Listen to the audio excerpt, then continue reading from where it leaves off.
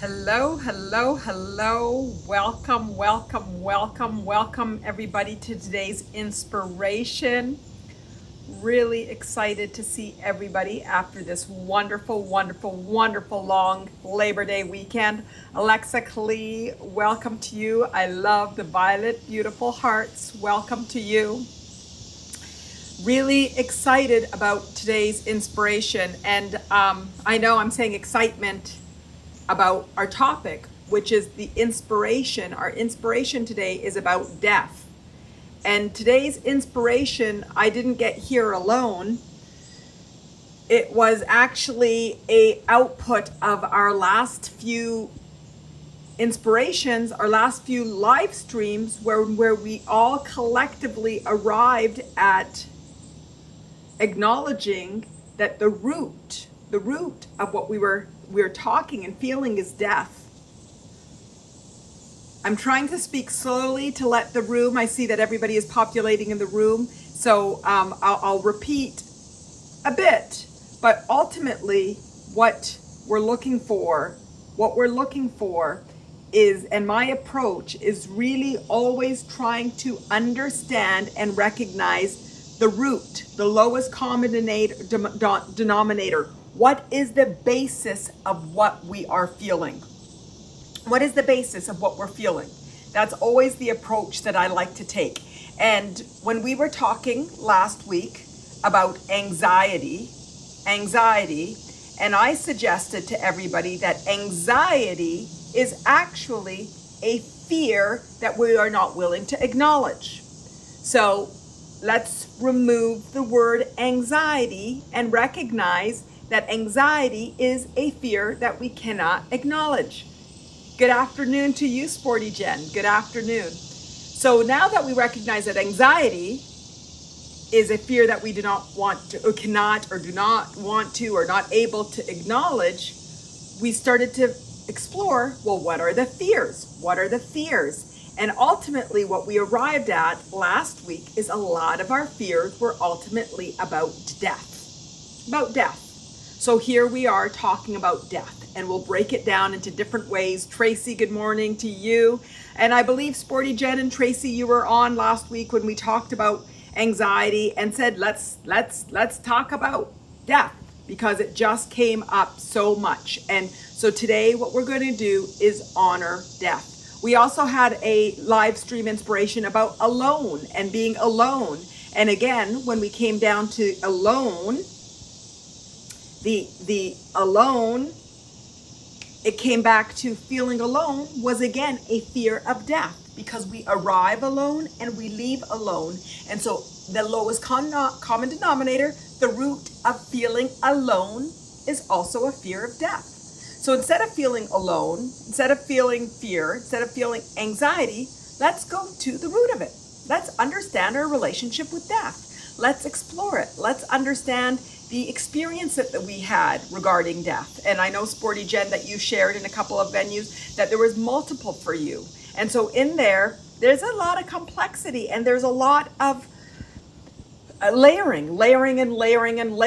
And every time we have an experience, there's like these remnants of it all over in different flavors and different rainbows of emotions. And when we have another experience, it brings out the first experience, and then the second and the third and the fourth, until ultimately we discover what we are meant to learn. So I offer for us all to explore together. What are we meant to learn? How do we approach death? How do we see ripples and ripples, Sporty Jen says. And I notice all that my Wi-Fi is going from excellent to good to poor to bad. So let me know at any time. I've never, usually it goes between excellent and good. Let me know if there's any blips and if I have to repeat anything. But right now it's on excellent. So I hope it continues to be excellent. So this is why we're talking about death. Death would not be a topic that I would be inspired to bring up without all of you and it leading to us an awareness of, oh, we keep talking about a fear of death. Tracy, beautiful. I'm definitely scared of death. Beautiful, beautiful, beautiful. So what I would like to offer is for us to collectively shift first of all, become aware. We can't shift without becoming aware. So we all know it's the 5 layers. 1, awareness. We need to become aware. Today, we are going to talk from an intellectual, mentally becoming aware. We cannot shift anyway without having an emotional understanding. So we are going to be aware of our mental and our emotional. What sets our mental and emotional is our spiritual beliefs and our physical experiences. So we will share, we will calibrate, we will honor our physical experiences. We will talk to what our spiritual beliefs are, and then move to seeing how to shift our thoughts and our feelings about death. What I'd like to offer before I start asking any questions is life is death, and death is life. And without death is part of our circle of life. So when I think of death, the word life is very closely embedded in there. So without, and why this business model or this life model that we have of this human journey, those are big questions of the why. And I explore sometimes, in different religion, Eastern and Western, will give you different reasons of the why, but we're not going to say why, or we can't necessarily answer why without us all collectively talking about our spiritual beliefs. But ultimately what we do know is that we are born, and we mostly come born alone. Sometimes we might have twins or multiples of some way, but even then you come out singularly alone. And I know a lot of my spiritual friends will talk about a lot of that fear of death. There's actually a resentment of that feeling of coming in and being alone, and recognizing that what are we here for, and we're feeling so alone, which is a really interesting thing, because we're born alone and we die alone. But the human model naturally includes death. We cannot control it, we cannot change it, and it ultimately is a part of life. Now, that doesn't mean that it's a part of life, that it's not going to influence us on certain levels. And many of us have been impacted in some way, and there is a physical, very strong physical, because on the physical, we have lost our friends, our family, our partners, people that are our love and our care and our connection and our beauty and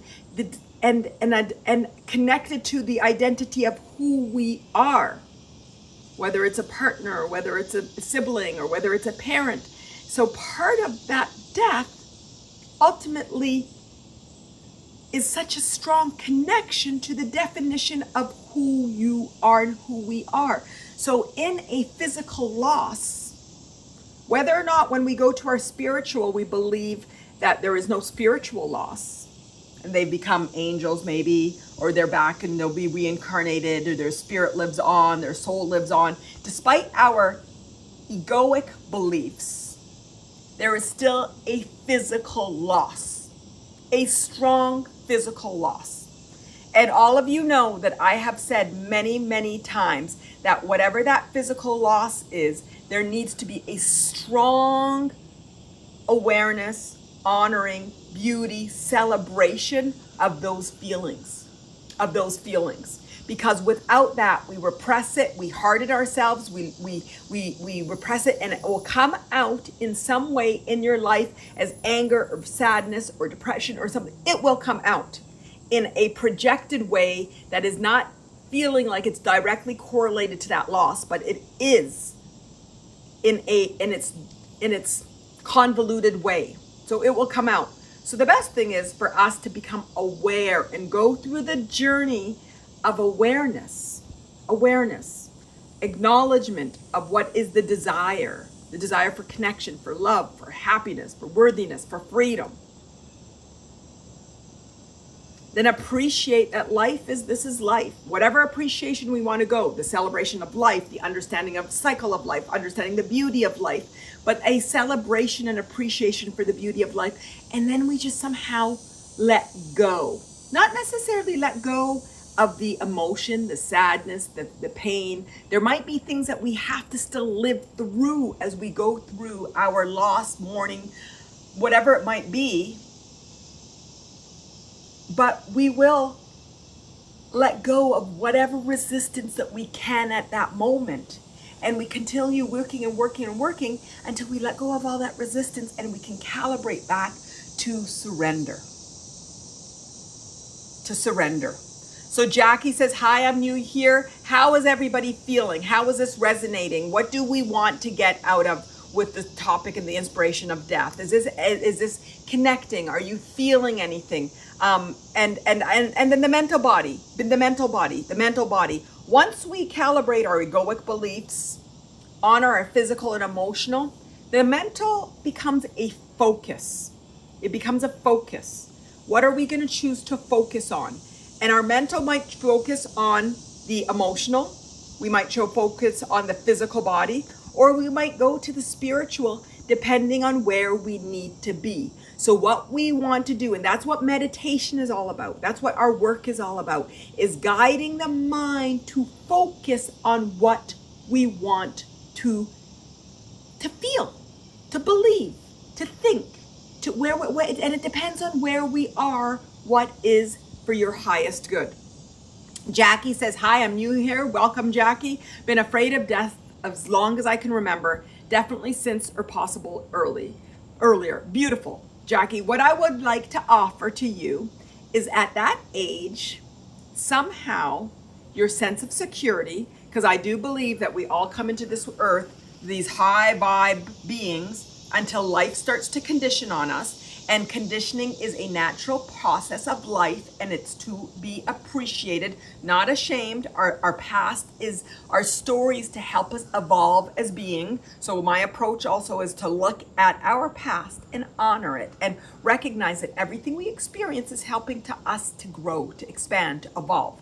So what I would ask you, Jackie, is can you connect to what happened at that age? Could have been something as simple as your mom and dad went on a trip and left you for a weekend and you did not know and it wasn't communicated in such point. And so at that point you felt a disconnection, you felt a fear, you felt alone. Can you try to go there and just trust that you'll know that what happened at that age? Was it a pet? Was it a sibling? Was there a family member that maybe passed and your parents had that energy and then you took death as negative? There was probably a calibrating event that occurred at that early age that created those beliefs and those fears of death.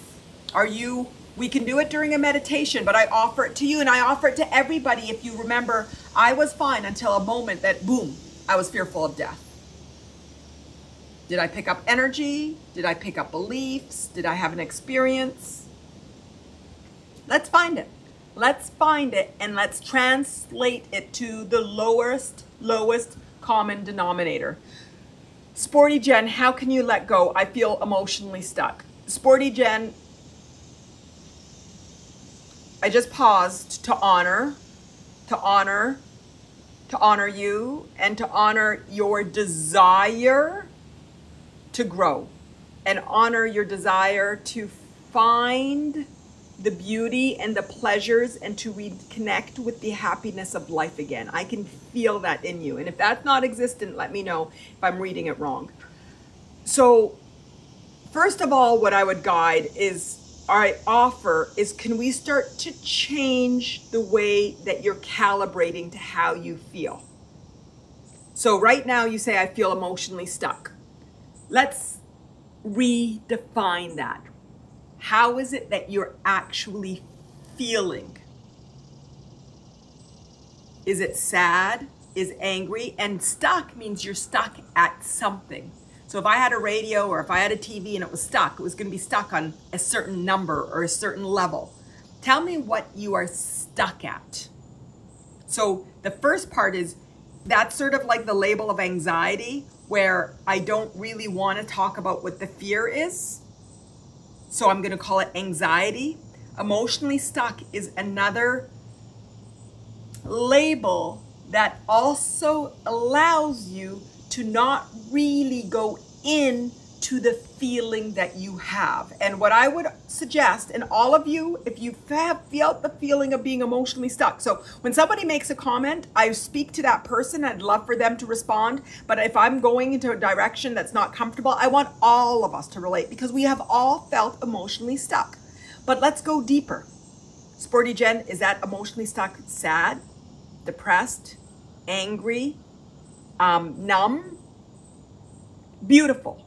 Anger. I want to yell, scream, shout how I feel, but the anxiety, fear stops me. Beautiful. Anger.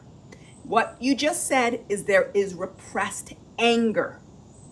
Feel the beauty in that you are allowing yourself to feel the anger. So instead, you're calling it stuck, like a 4x4 in the beach that just doesn't want to move forward. And you're gunning it and you just don't want to move forward. Now, let's call it anger. So I want you today and now at this moment, find that anger. And I can feel the energy in the room shift. So all of us find the anger, and I can feel the sadness, because on top of anger or below it, depending on where you are in the line, is sadness. Anger is usually a high vibration, more higher than sadness. But anger is hiding sadness sometimes. So it's a beautiful flip-flop. I prefer to see people angry than sad, but angry is also hiding the sadness. So see that anger that you're feeling. See it. And recognize that you didn't want to recognize it because you wanted to call it stuck. Which you were stuck, which is fine. That's what your body and your life and your mind and everything needed to deal, because sometimes it's just, I'm going to use the word that I don't usually use, guys, but I'm going to use it. Traumatic. There's so much going on. And we have coping mechanisms that allows us to only deal with what we can deal with at the moment. And let us honor that. It's a celebration. It's a gift. It's a gift. I am upset, sad, and feel lost, but I know I also have grit, determination, the positive side of anger. Beautiful. And Sporty Jen, I have no doubt of that, but let's not go there yet. Let's acknowledge the feelings that you have felt that you have not been able to let out safely. For whatever reasons, because of society, conditioning, you had to be strong for other people, you had to be supported, that you couldn't, that whatever reason, it doesn't really matter why. But still stay in the body. I know that you have grit. I know you have determination. I know you have that desire for life, because if you did not, you would not be here to talk about death. None of us would be. We would be living our life in the rat race or in the maze or whatever we want to be calling it. But we are here deciding that we are going to take moments to go within to truly understand, how am I feeling? Why am I feeling? Should I be feeling? I don't like that should, but anyway, it doesn't matter. Judgment. There is judgment. So let's keep staying with how you feel and allow those rainbows, the rainbow of emotions, to just sort of come to the surface, to bubble up and to feel them and to savor them like a nice dark chocolate. A fine wine is what they say, whatever it might be. Savor the sensations of these emotions that you have not been wanting to see because it has been overwhelming. I chose that language. You can choose it to be differently. Sometimes the sun comes at a way that it keeps going dark. So I'm sorry, guys. So Sporty Jen, tell me how that's feeling. And we're going to go into meditation today to feel into these feelings, because I can feel in this room that there's so much feelings. Obviously, we're talking about death. Sean, sorry I'm late for this. This has also been my biggest fear since about the age of 5. Beautiful, beautiful. Tracy, since a young age, even as young as 5, I would cry over death. Okay, beautiful. Okay, let's go to this, guys. Let's go to this. I'm going to do a mini meditation now. And if you want to type in what you're feeling and what you come up with, great. If you want to stay inside yourself, great. Let's do this now. This is what today's inspiration is about, getting straight to the root of it. Straight to the root of it. Okay. Sporty Jen, beautiful. I think it's conditioning. My dad was always angry. We're not allowed to cry, so I think I have to recondition myself. Beautiful. Your dad was angry. You're projecting that anger and you weren't allowed to be sad. So, and honor that. Honor the beauty of that. Honor the beauty of that. Go through, and today during our meditation, we're going to go through all of the layers and layers and layers. Death is complex in the liver. They call it the five stages. I think there's more. I think it's a rainbow. It's a rainbow. But what is it? Denial, anger, bargaining, depression, and acceptance. I wrote it down this time because you guys know I always say, what are the five? Those are the five. Those are the five. Those are the five that was defined one day by a psychologist. I think there's a rainbow of a lot that we call them different things at different times. And there's the complexity of other people around us, whether we have to hold them or they're not holding us. So today it will be about truly seeing, feeling, being with those emotions and finding the compassion and the love and the acceptance and the honor for it. And then we can let go. Because we will honor that whatever I'm holding on to is what is meant to be for the moment. And that I will surrender. I will find the acceptance. Ultimately, we were going to go into a little mini meditation. We still will be, but Sporty Jen's awoke a few things that I also wanted to say. Death is also about control. How many of us in this inspiration today are all about control and like to control their life and be in control? How many of us are control in some certain ways? I know that I'm a recovering perfectionist and controlling. Sporty Jen says absolutely yes. We cannot control death. We cannot control life. We cannot control birth. We cannot control death. Death is one of the biggest teachers to teach us to surrender to life. Death, illness, a lot of those big things, divorce, they're all really big teachers to teach us how to surrender and accept life and to let go of control. Many of us have the misillusion that we are in control and that we control our lives. Some of my friends really amuse me at the level of control that they have or they feel that they have on their life, and it projects onto others when they're in group settings. And the younger we are, I tend to observe that there is more of a perception of control. So let's recognize it's about control. And guess what, guys? We have zero control. I believe that we're creators of our life. I believe that we are manifestors. I believe that we are here to curate the life that we desire, but that comes through allowing, trusting, acceptance, surrender. It does not come through control. And it's only when we surrender and allow that the things that we desire ultimately manifest. So I wanted to bring up that. Beautiful. Tracy saying this is so true about the control. I saw some hearts coming up. And Sean, my auntie suddenly dying of a heart attack 6 weeks ago at the age of 60 has made me realize how no one's in control of their death. No, nobody is in control. We've got some people going at 10, 20, 30, some at their birth. Some didn't even come out of the womb. And some stay till their hundreds. And who defines it? None of us. Not our socioeconomic, not where we come, not from the country we're from, not from who our father or mother are. None of us control it. None of us control it. So we have the opportunity when it hits or before it hits for us to start to make the observations on life and to recognize that it's one of the greatest teachers for helping us to surrender. To help us to give up on control, to help us to accept and trust life. And ultimately, what are we trusting? What are we trusting? It depends on your egoic beliefs. Again, your egoic beliefs is where we carry our identity and our beliefs. This is what I label our egoic beliefs. So what are your egoic beliefs? What are your beliefs?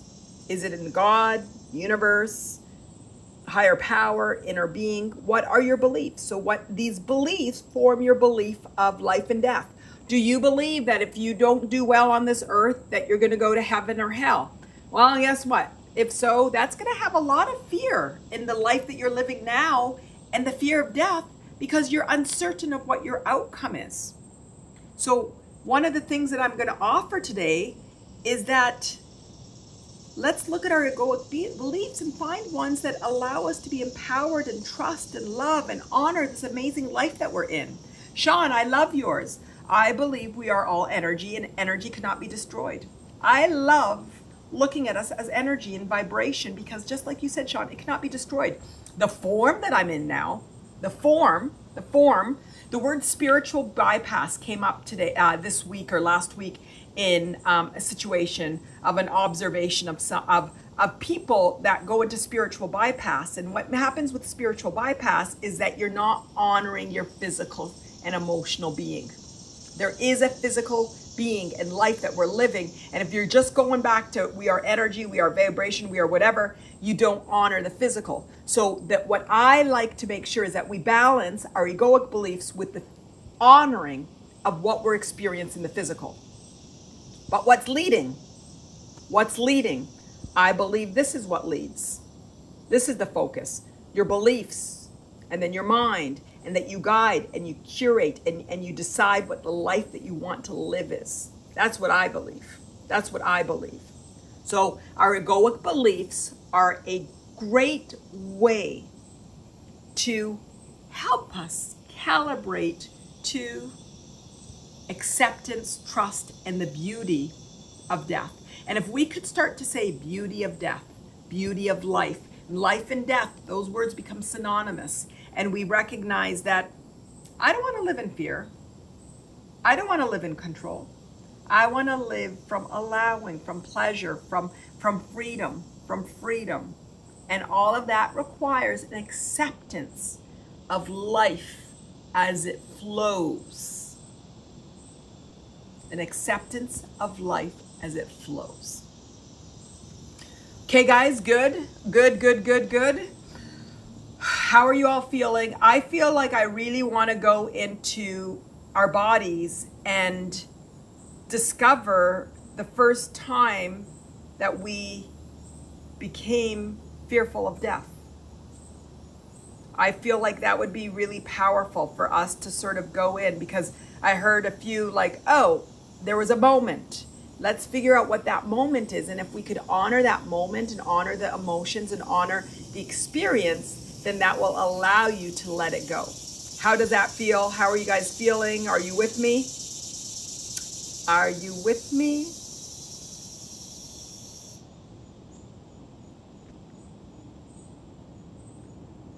I see a few hearts going. Sean is I am. Beautiful. Tracy, yes. Okay, fantastic.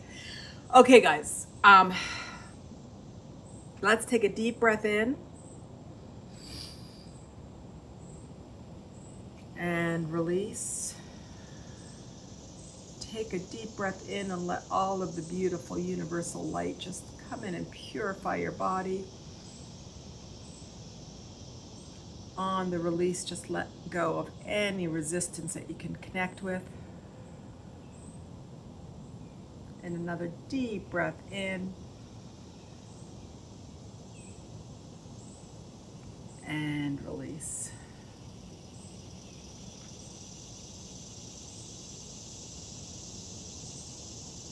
Having an amazing exploration of our connection with death, with the intention to recalibrate the lens at which we view death, and to honor and recognize the physical impact of the loss, but to balance it with the appreciation and the love and the honor of the cycle of life, of the circle of life, as that is.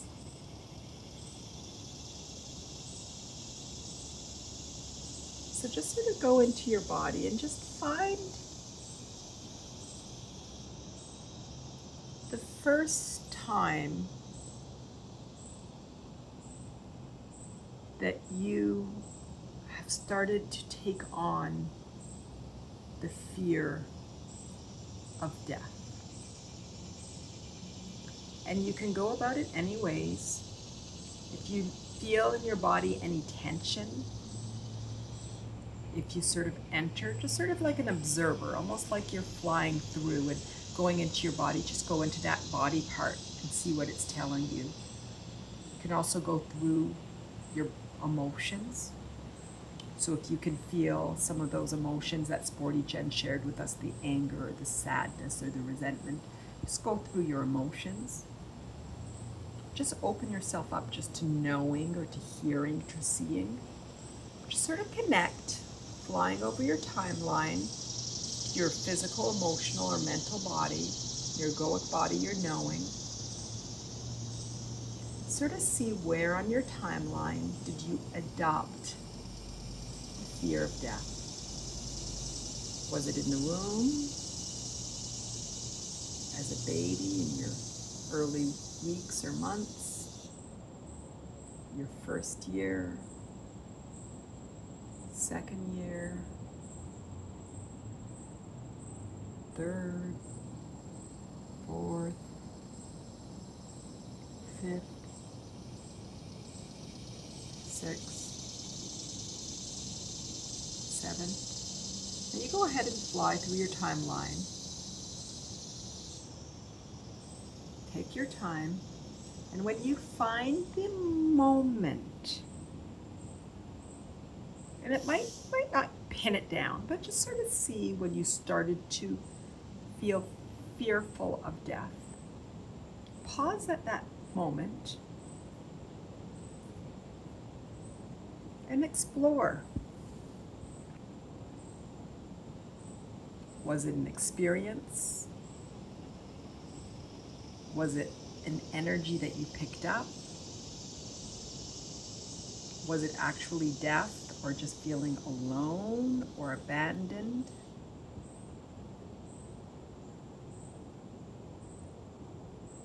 Sort of gather the details as an investigator, as an explorer, of something that you may have buried but now is opening and sharing with you. Of the circumstances that you have interpreted a fear of death because of your inability at that age or point in life to really understand it from a wider lens, from a more evolved, emotionally aware and physically aware and mentally aware and spiritually aware place.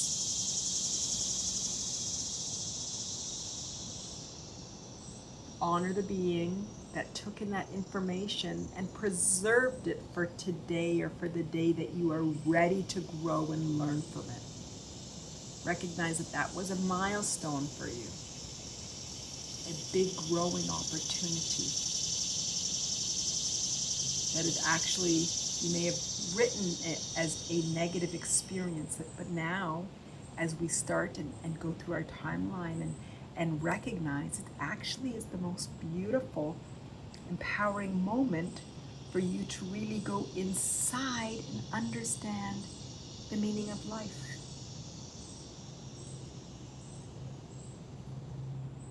That you may have processed it in a way that met you where you were, but it was saved inside of you for you to transform it to empowerment.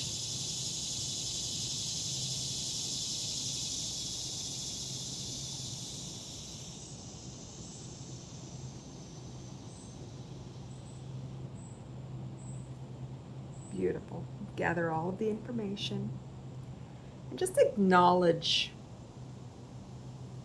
your desire to live from a place of happiness and worthiness and freedom. And acknowledge that the outside world is teaching you to calibrate internally. And acknowledge that you have a lifetime to take the external experiences and conditions and to grow into the person, the woman, the man that you would like to be, that you are. So to take a moment to celebrate that moment, to celebrate life, to celebrate yourself, to celebrate your desire for growth, to celebrate death as a teacher, death as a natural, normal part of life. And see at this moment if you can let go of any of the lower vibration, any of the energy that did not serve you. Let go of any of the pain, the anger, the sadness, the fear. And just give unconditional love to you. And if you didn't find that moment, just give it to yourself in general over your whole timeline, or even now give it to your whole timeline from the day you were born, the moment you were in the womb till today. Just give yourself unconditional love for knowing that you're doing amazing and the best that you can, and life is exactly as it's meant to be. And that resistance is the teacher to surrender. Resistance experiences is the teacher of surrender.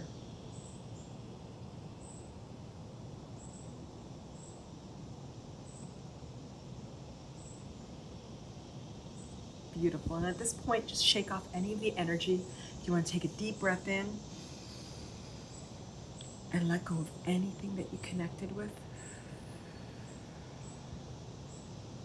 Take another deep breath in of the beautiful universal divine light. And let go of all of the resistance you connected with. Take a deep breath in. And release all of the energy. And when you're ready, open up your eyes. 1, 2, 3. And let me know, how do you feel? What did you experience? What insights did you gather? Were you able to connect with an experience? And if you weren't cognizant, there is shifts that are going through, because with the intention, it happened at a time that is best for you. So I just always like to say, some of us see things very clearly, sometimes not, sometimes always, and some it will come later. So just trust your body is going to deliver. This is the point that ultimately I want us all to get at today, is to move from a place of control to trust. And the ultimate trust is that death occurs when it's meant to be. And it's okay. And it's a normal part of life.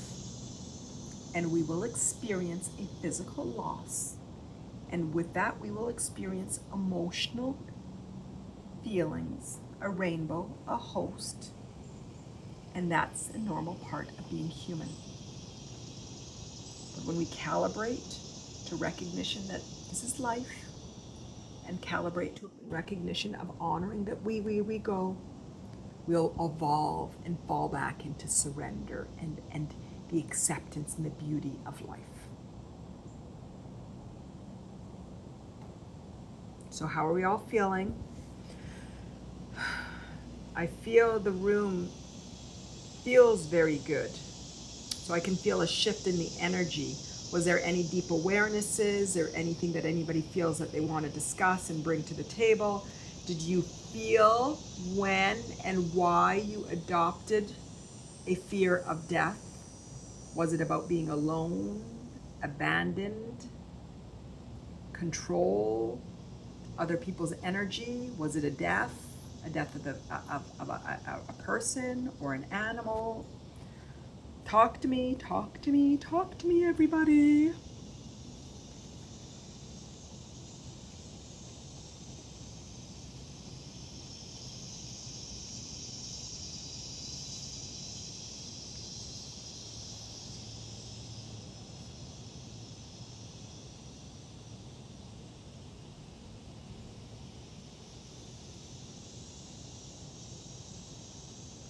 Sean, beautiful. Death of my pet rabbit when I was 5. Beautiful, beautiful.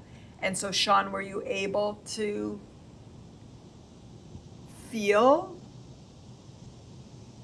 the sadness, the fear, the lack of control, the inability to really share how you felt? So maybe there wasn't a means for you to really vocalize how you feel and to, at a 5-year-old level, sort of process it. Beautiful. I felt that I loved her so much and that she was just gone at the age I didn't understand. Beautiful, beautiful, beautiful. And that's absolutely beautiful. And that is life. And death is a part of life. And so the question is, do you never get a rabbit so you never learn love? Absolutely not. But then we recognize that this is the human model. Like, this is what the human model is about. This is the human design. This is the architecture of how we experience life. So the joy and the beauty is in us growing into recognizing some of the conditioning and the feelings that we've gotten and that we've grown into, and to detangle from that and to recognize, oh, when I was 5, I lost my rabbit. And because of that, I was fearful of death. I just got 2 new pet fish yesterday and loved seeing them swimming around, enjoying life and feeling them. Beautiful, beautiful, beautiful, beautiful. So that's beautiful. And so Sean, let me ask you and ask all of you, how is your connection to death now? Do you feel such a fear as when we entered, or is there a resignation, an acceptance, a surrender, a peace when you come into the feeling of death? And that's what the beauty is now. Now, when we layer a death on top of a death, an experience on top of experience, and then we never go to the root, it just keeps amplifying and amplifying and amplifying the experience. And that's why I really love to go to root, the lowest common denominator. When was it actually formed? And for some of you that enjoys looking at lives and past lives, it could even have been formed in a different life. I watched Atlas Cloud this weekend. This really interesting, complex movie about timelines and reincarnations, and how many things that happen in your life happen because of previous lives or ancestor, or DNA, genetics. There's so many different ways that you can say it. So we can do 2 things. We can resist it, or we can figure out how to find a beauty and an honor and a love for it, and to detangle from it, and to find and calibrate to the highest vibrations of acceptance, of freedom, of love, of trust, of allowing, of beauty, of celebration, of honor, of recognizing that this is life's design. I am not bad. I am not broken. I do not judge. There's nothing that I need to fix. It's all about recognizing and honoring and enjoying and flowing with the journey of life. Good. How is everybody feeling? What is everybody thinking? Is there anything coming to the surface? I feel like a lot of the things that I wanted to talk about, I have brought to the surface. The 4 bodies of being honoring, and I'm going to keep on saying it and keep on saying it and keep on saying it. When we experience death, the number 1 is experiencing your physical sensation, your emotional sensations. Not overindulging on it, not writing the story that this is never going to end and that life sucks and everything is, so we become aware of our mental and our egoic, but honoring the physical and emotion and resetting it to mental and egoic beliefs that serve, empower, and allow you to get to a point of trust and surrender. That's one of the biggest messages that I want. And positive toxicity is a thing. And it's not about being positive about something that feels negative. It's about honoring all of the experiences, but a recognition from an empowering mindset that life unfolds in a way to help us grow and expand. That death is a normal part of life, and that I will see how to detangle, how to live, how to love, despite the external, by going within the internal. Am I connecting with everybody? How's everybody feeling? Talk to me, talk to me, talk to me. Sporty Jen, do you feel that you still have that energy? Should we go into a mini meditation and feel into that energy? Guide me, everybody. Guide me about how you're feeling and what your thoughts are, and anything that came to you. You are the guiders of this inspiration.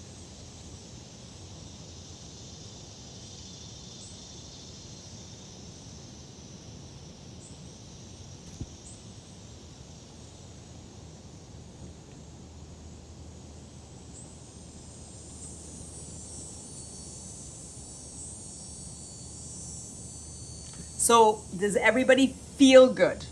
Does everybody feel like their intention for what they entered into today's meditation was met?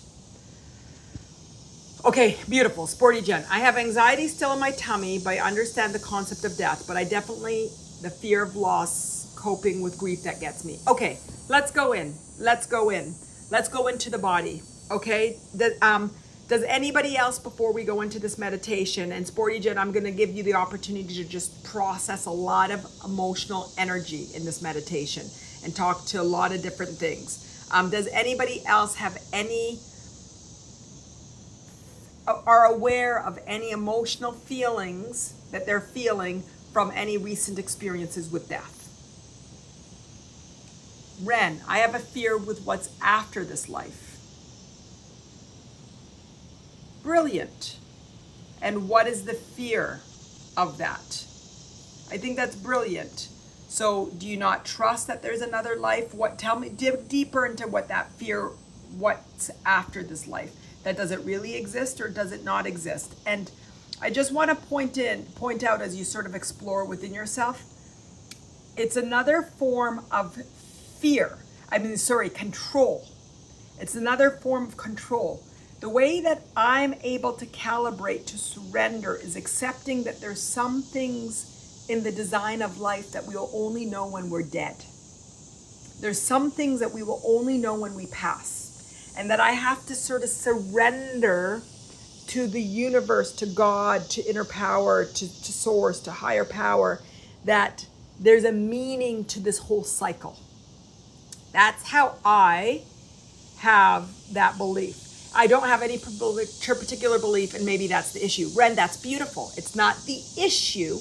It's the opportunity for you to start to choose what are the beliefs that are empowering for you, that allow you to go to surrender. It's part of your growth. It's part of your expansion. Some people were given religion and given certain beliefs when they're younger. They might be easier, it might be harder, because they might not really resonate with the truth of who they are. But your evolution is exactly as it meant to be. So now you get to welcome, what is it that I'd like to believe? How is it that I feel empowered? How is it that I ultimately can fall into a place of feeling from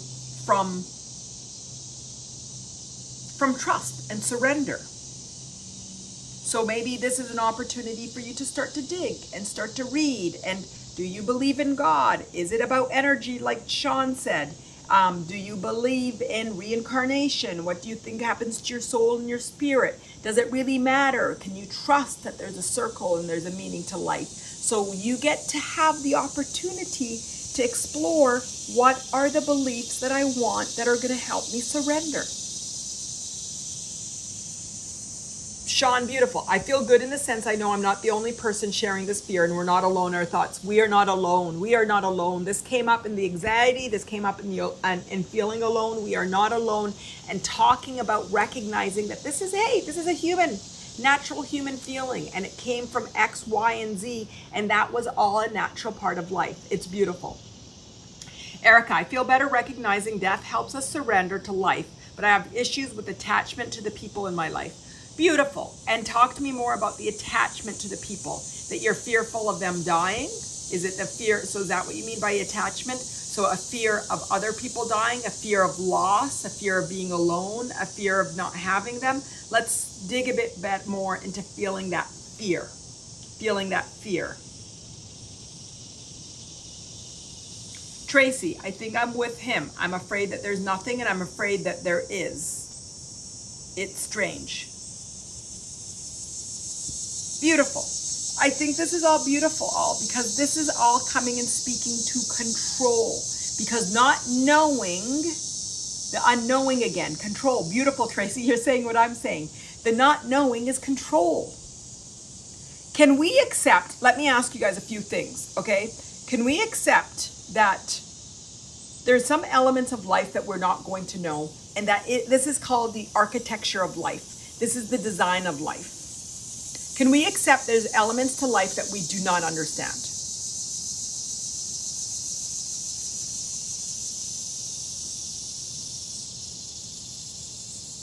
And Erica's saying, yes, fear of my loved ones dying. Okay, beautiful. Can we accept there are some elements to life that we do not understand?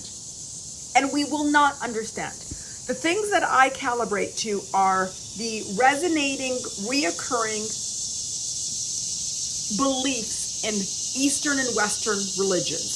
So I look at the Eastern world and the Western world, and I really appreciate where things are aligned. So there's a line that there's another power. There's a line that there's a bigger meaning. There's a line that there's something going on. So I look at all of the things that are same.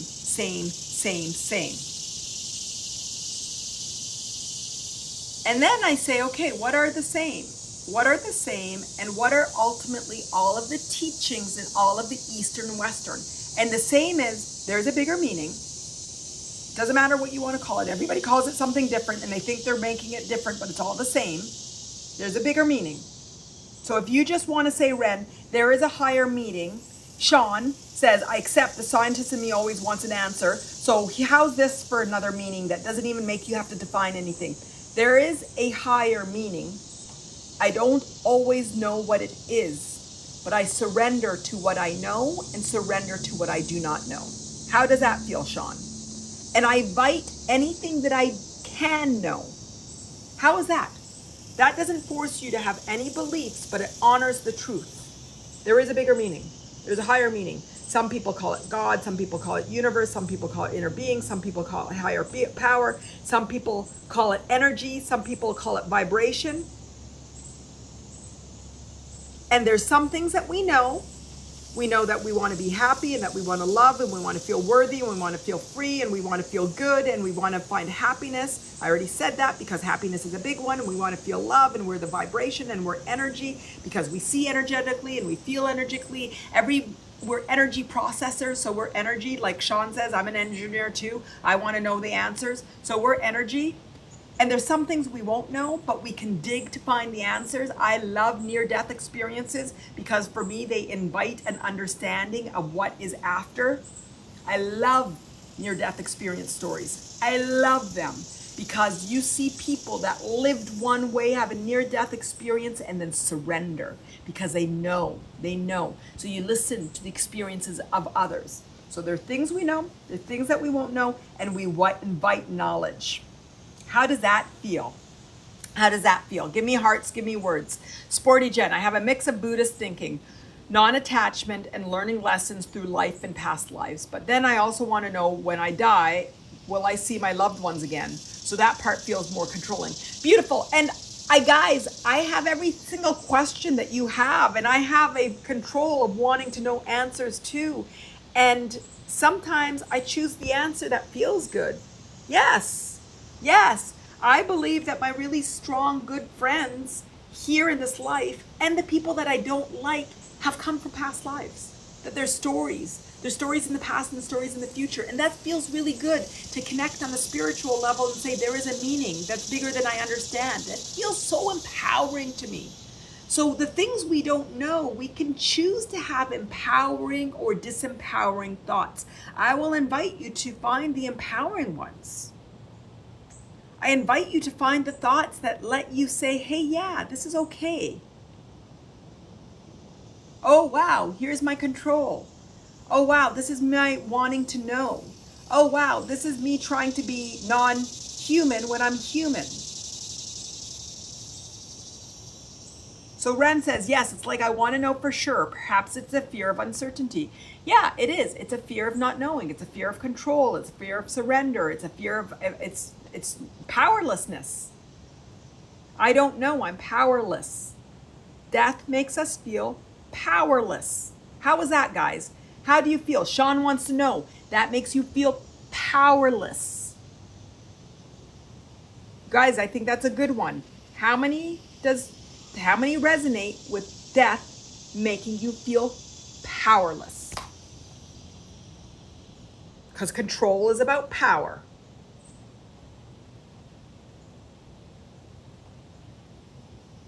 Sean, yes, does that say makes me completely powerless? Beautiful, beautiful. Death makes us feel powerless. We don't know, we're uncertain, we're fearful.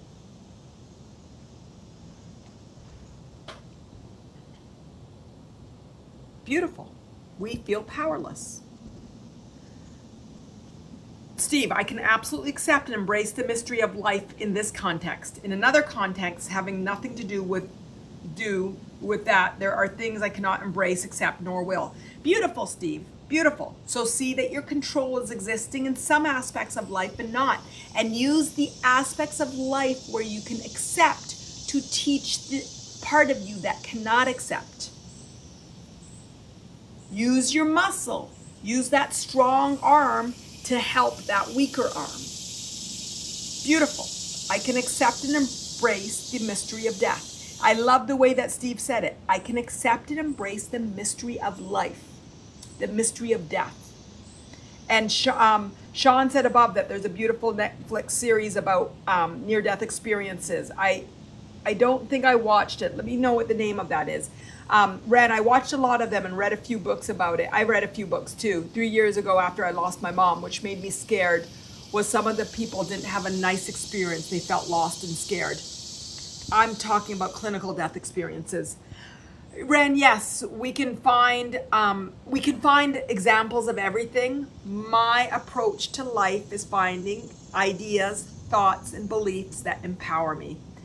Earlier on, I realized with religion that it's beautiful, but there's a lot of fear. There's a lot of death. There's a lot of, if you don't do X, Y, if you don't do Y, Z. And I'm like, doesn't really feel good.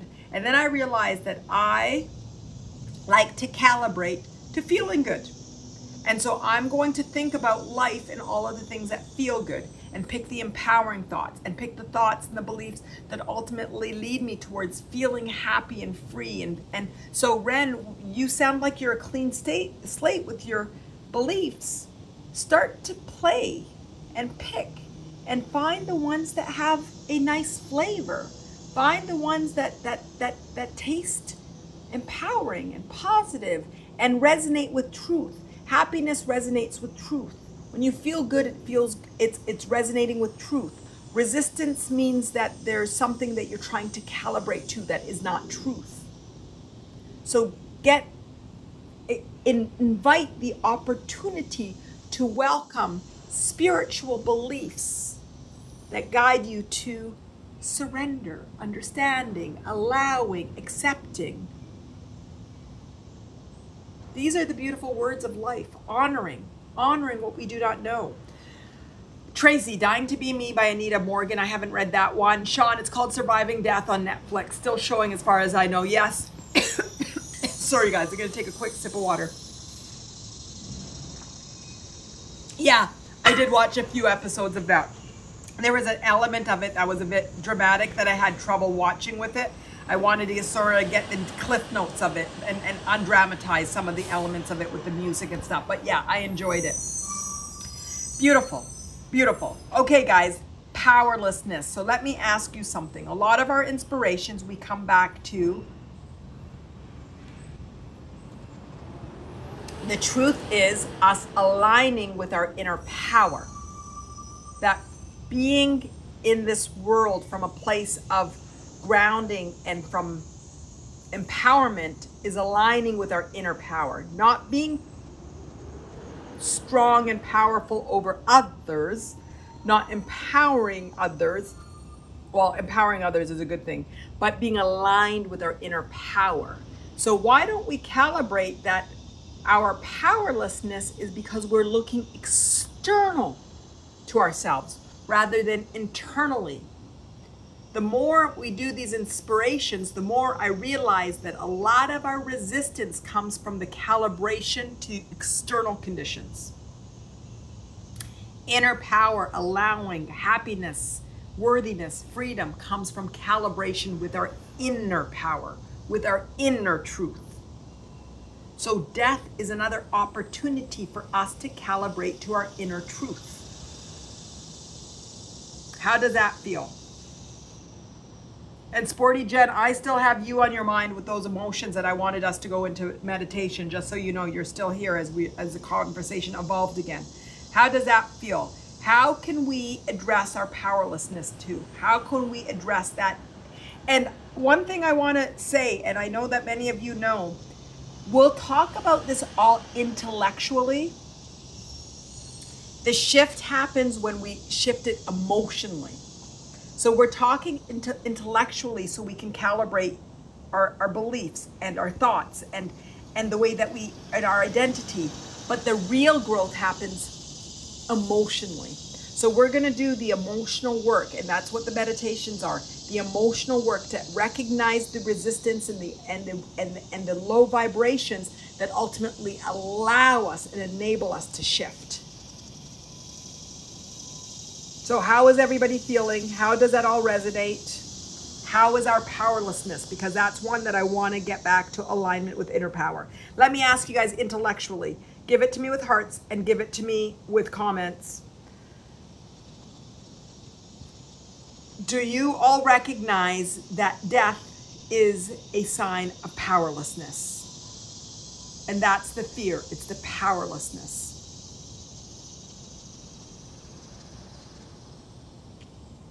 Jen saying, yes, I agree, saying it is one thing, but we have to believe it for us to surrender. Beautiful. And that's the emotional work. So does everybody want to see and feel their powerlessness? Can everybody feel their powerlessness?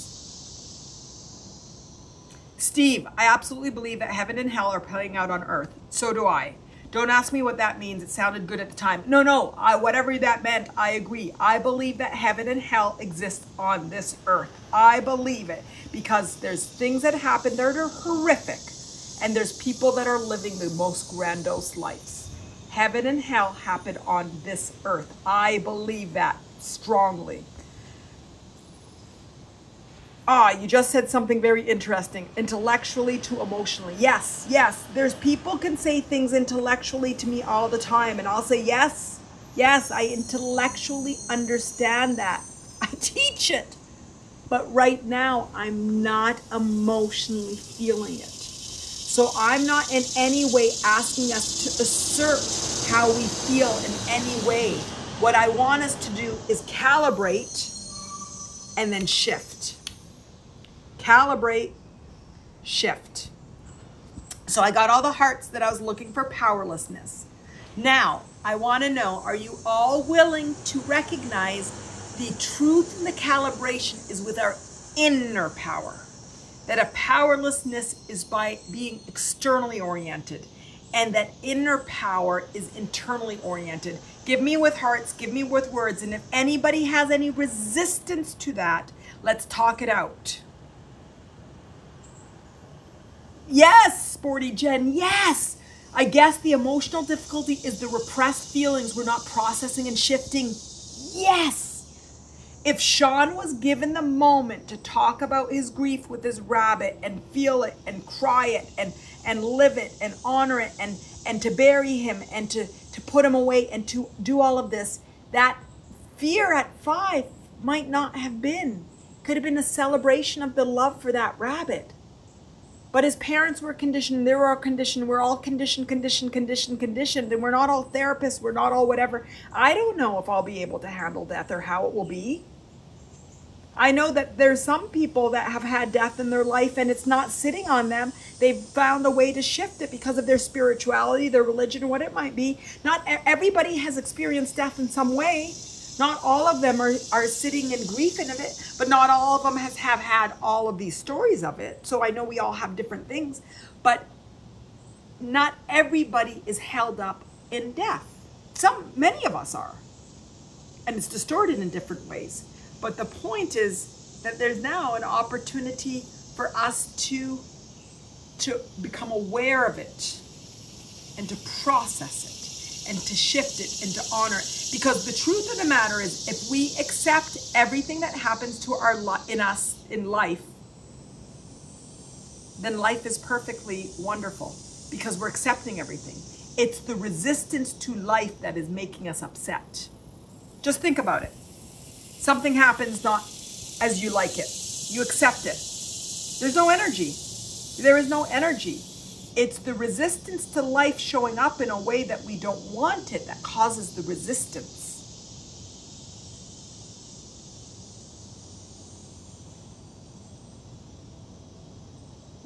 Did you guys like that? Did you guys like that? It's the resistance to life. Do you like that? Because this is coming back to the inner power and the powerlessness. Because the resistance comes from us, again, calibrating to external rather than internal.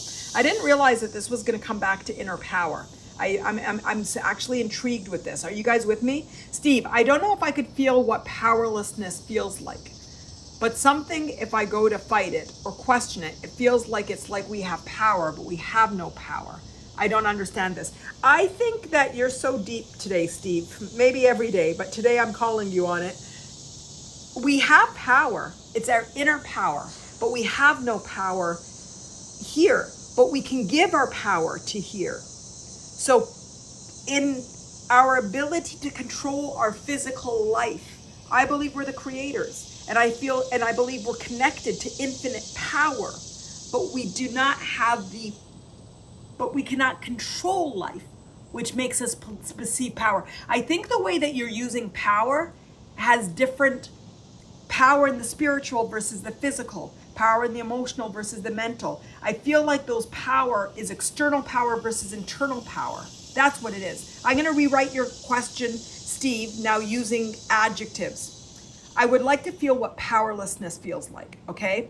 I don't know, but something, if I go to fight it or question it, it feels like if we have internal power, but we have no external power. We have internal power, but we have no external power. We have the power about how we believe, what we think, how we feel, and who we are. We have that full power. We do not have power about what is going outside of us, including our death and our birth and the birth of our babies and the health and the living of those alive around us. But we have the inner power to accept, to surrender, to love, to find happiness, to find empowering thoughts, to believe that there's a meaning and there's a design to this human journey that I would like to understand, invite a higher knowing of. I invite surrender, I invite love. So it's inner power and external power. We have infinite internal power. We have access to connection and surrender with external power. We have access. You guys, this is deep. Do you like it? Are you connecting with it? Is it resonating? We have infinite access to inner power, and we have infinite access and connection to external power. Steve, I think there's something unconscious that thinks it can control the outcome. Yeah, yes. This is our desire to be in power. This is our desire to be in control. This is our desire to control life. This is our desire to make, because we are creators.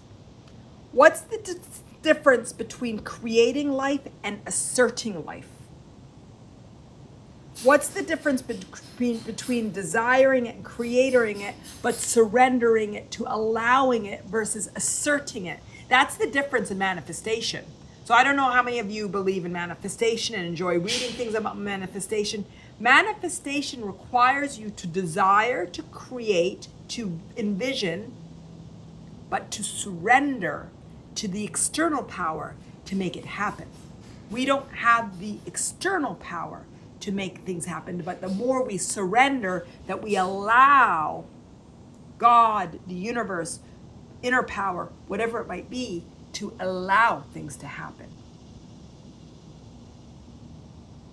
So death is the greatest invitation for us to differentiate between inner power and external power, between ourselves and God, between ourselves and the universe. If we're like Sean and we believe it's all energy, but there are still forms of energy. And I believe that the physical forms of energy, the physical manifestation, there's resistance. And I see the heart, so I'm glad this is resonating.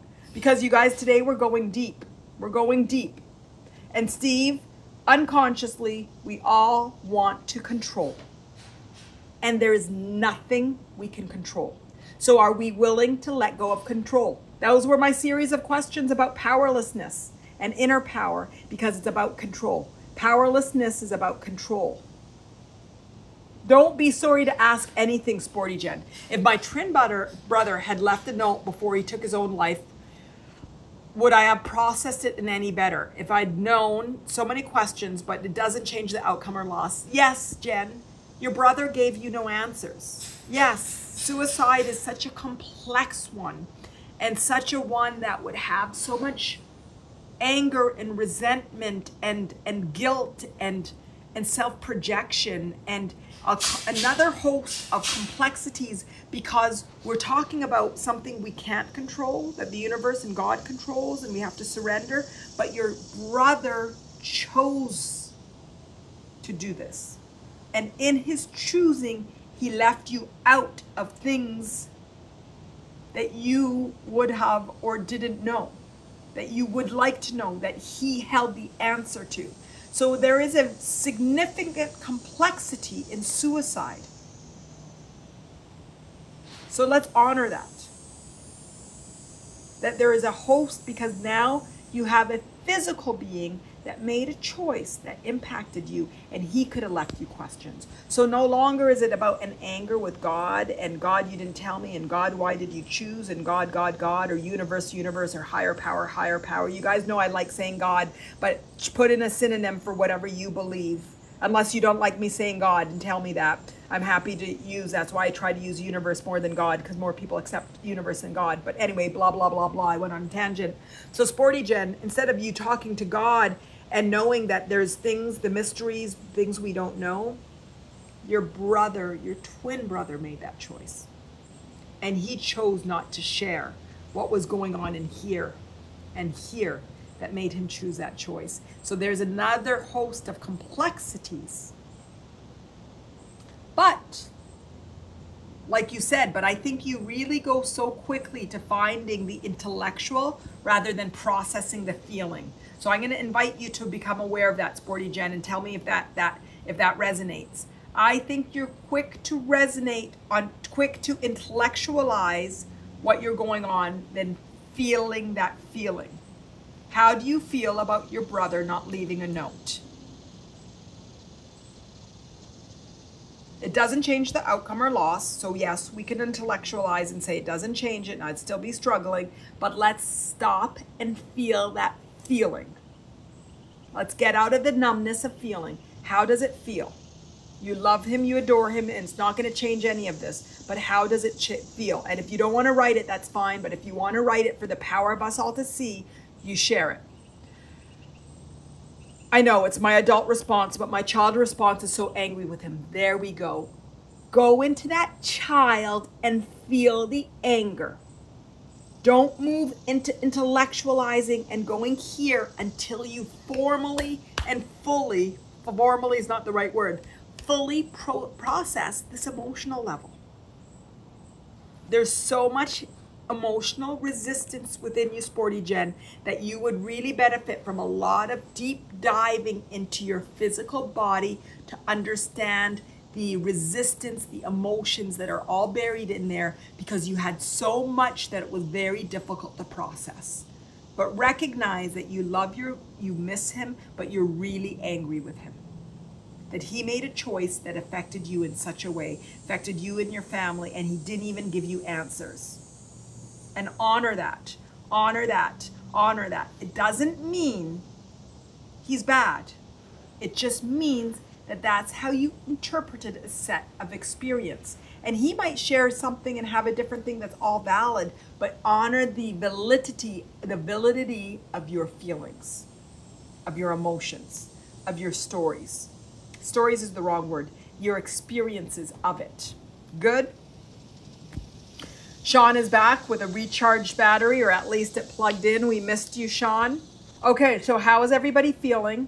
I really like that we've gotten into control and powerlessness. So can we accept that we have access to infinite external power? That's what all of the religions are about, Eastern and Western, is about recognition of a connection, our connection, even though we're in the physical realm, of infinite external power. And Sporty Jen, if there's anything else you want to put in there, put in the window as well.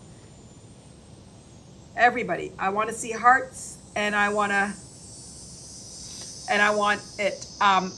Do we recognize the hearts are coming because there's a bit of a lag always? Do we recognize our connection? Do we recognize that connection? Steve, your comment is so timely.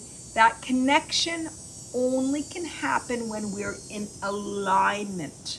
Our physical, emotional, mental, and spiritual. In alignment. And Steve says, going in hurts-ish. Yeah. Who is it that said it last time? They said, ooh, going into my emotional body hurts. I said, yeah. That's probably because you haven't cleaned it up in years. Like going into my garage. If I haven't cleaned it season by season by season, it's terrible. But my inside house, no, it's dusted and it's cleaned. And it's doing it because I'm cleaning it daily. Vacuuming it regularly. But if I want to clean my garage, the attic, it's going to be really different than cleaning my kitchen or my bedroom. So is your body like your garage, like your attic, like your kitchen, or you're like your bedroom? How frequently are you going in?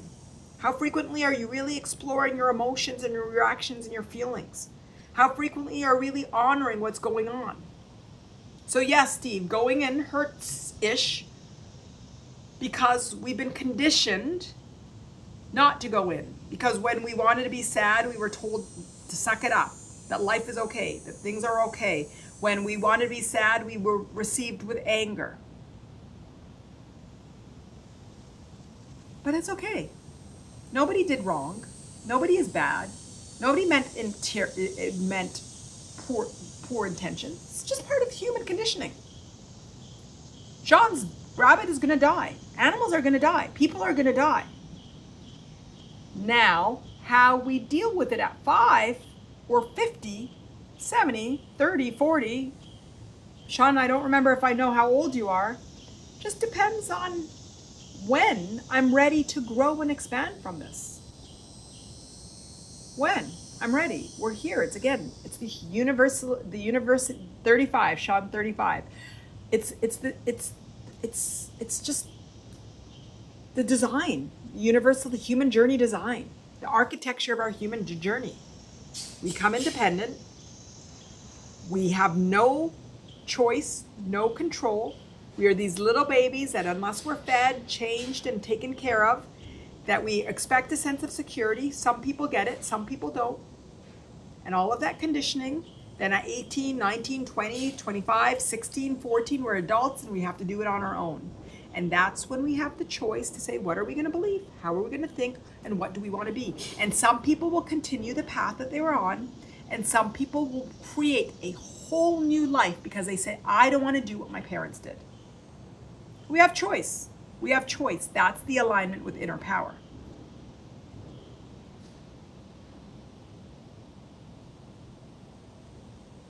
Wow, just typing I'm 35 gave me a wave of anxiety to think that's the fear of getting old. Beautiful, beautiful. Many people would be envious of 35. Can we just honor that age is beautiful and age is just what it is and it's just how we feel internally, not externally? Put it in 35 is another way of being fearful of death, because the older we get is we think we're approaching death, and just sort of honor who we are and our life and our zeal for life, and that if I can be on a track where life is getting better and I'm being freer and I'm becoming worthier with feeling a sense of worthiness, because you always are ultimately worthy, that I'm living life perfectly. Can we go there, Sean? Can we go there? Sporty Jen, I felt guilty that I lived and he died. Beautiful, Sporty Jen. Get to it. Get to it. Get to it. I feel guilty that I lived and he died. I feel angry with God because my sister died of cancer and she didn't want to leave. This is very powerful stuff, Manal, and I want to adopt a healthier way of feeling all aspects of life. Sporty Jen, beautiful. You had a lot of trauma and you shared it in Attaining Your Authentic Life, all of the different things. And yes, it's freaking overwhelming. And I had to sort of reflect, and I'm like, okay, again, the conditioning in life. You were meant to experience a lot of death. And so what does that say to me? That says to me that you have some powerful learnings and teachings to get in this life that you picked. And again, you can choose that you picked or that God picked. It doesn't really matter, but it was picked. You picked a life where you're experiencing significant amounts of death and pain. So there's something really big for you to learn and to evolve. And it's powerful, but you're only going to do it by stopping and feeling every anger and feeling the overlapping of it and the complexity of it and the pain of it, and going back within your body to whatever age that you experienced them all, and seeing where you buried it and seeing where you feel it, and just loving it, acknowledging it, becoming aware of it, loving it, and just really celebrating it. And then saying, I'm meant to grow. I will grow from you. I am meant to grow. I will grow from you. I am meant to grow. I will grow from you. Because if we look at every experience as our opportunity for growth, all we do will grow. And that's what life is about. Growth and expansion. Boom. Growth and expansion. Growth and expansion. Why do I do the waves? We're human. It's going to blip. We're going to blip.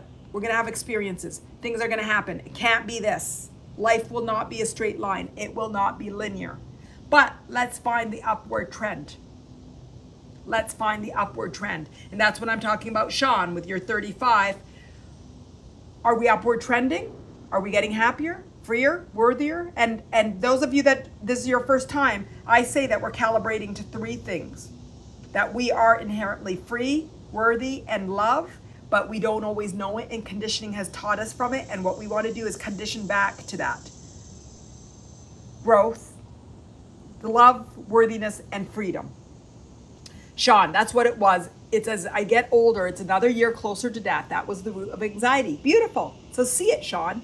See it. Because the truth is, you could have died at 30. And you could die at 105. So if we're going to start judging by the growth of the rate going, then we're never being present with what is.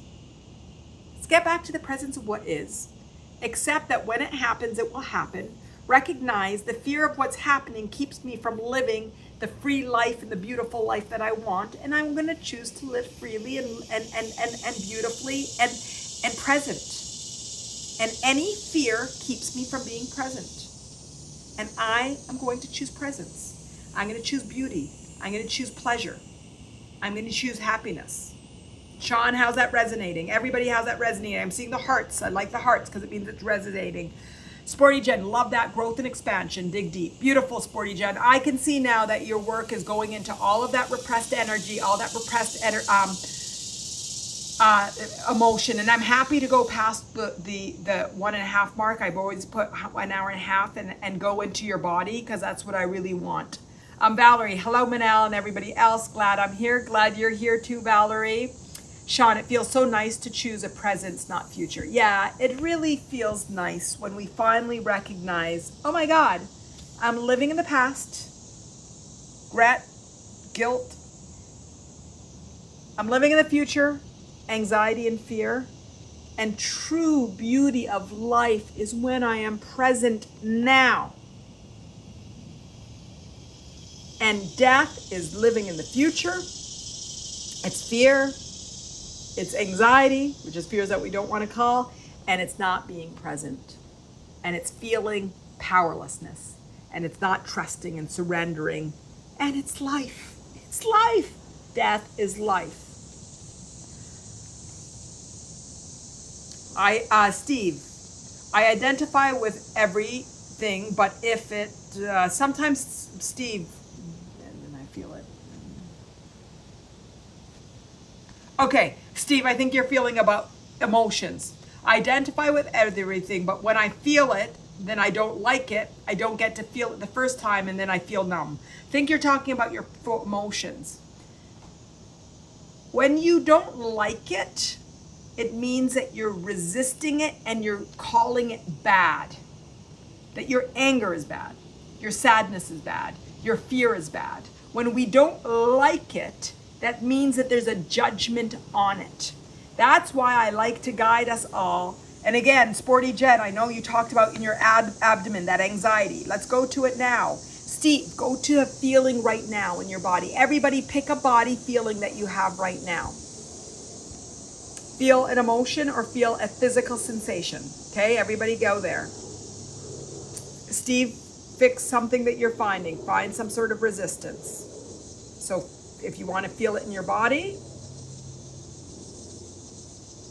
or if you feel it emotionally, which is still in your body, but if you want to find it localized or more generally, okay? I've got my spot. Now sort of go into it. Now, there's a part of my body that's been hurting for the last couple of days, and I've been resisting it and not liking it and feeling that it's wrong to hurt. So your emotion, you might feel like it's bad to feel sadness. It's bad to feel angry. It's bad to carry that. So feel it. Recognize your resistance that you're holding to it. It should not be. I should not. Judgment and control. Steve, look for the frozen. And frozen is resistance to feeling. If you want to start with frozen, that's fine. Frozen is a resistance to feeling. Andrea, hello to you. So feel it.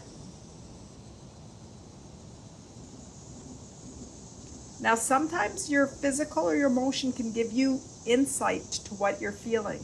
It could be a story. It could go to an emotion.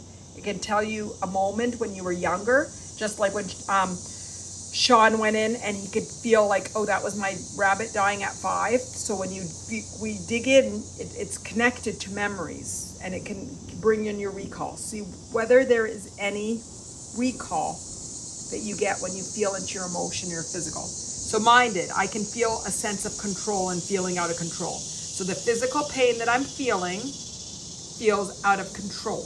I connected with mine. So everybody connected. Steve, feel you're frozen. And your frozen is resistance to feeling. Now honor it. See your emotion and see your physical sensations from a place of love, exploration, and understanding. Feel it from a desire to understand it and to accept it. Steve, accept you're frozen.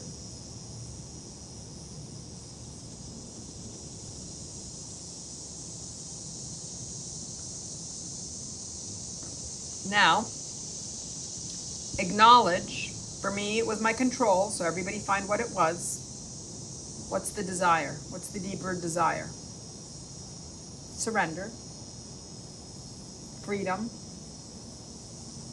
acceptance. For me, it's freedom. So acknowledge. Could be happiness, worthiness, freedom, trust, knowledge. Sometimes you have to see what you don't want to recognize what you do want. I want you to shift it in the positive. Not, I do not want to feel out of control. I want to be in alignment with my inner power. So if you're thinking in the negative, invite what it is in the positive. Valerie, it's trust. Beautiful. So if you're thinking in the negative, invite, fully invite the positive. Appreciate yourself, the moment, the experience, life. Recognize that life is here to teach us, and it's about us learning to be students of life. Find the beauty in the celebration of life. Again, removing resistance that this is all bad, to say, oh, this is life, this is teaching me, this is a teacher, this is an experience. Andrea, beautiful. Inner joy. And Valerie, trust, beautiful. For me, it's freedom. And at this point, you could let go. Let go. Let go of that energy that you connected with. Let go. And sometimes, like I can like let it go physically by sort of shaking it off or wiping it off, breathing in beautiful air, universal power air, and breathing out all the resistance. Breathing in and breathing out.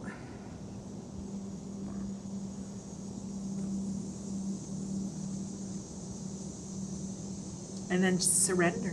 Surrender, finding a beautiful surrender in life. Finding the beautiful surrender, acceptance and love in the beauty of life. Life is beautiful.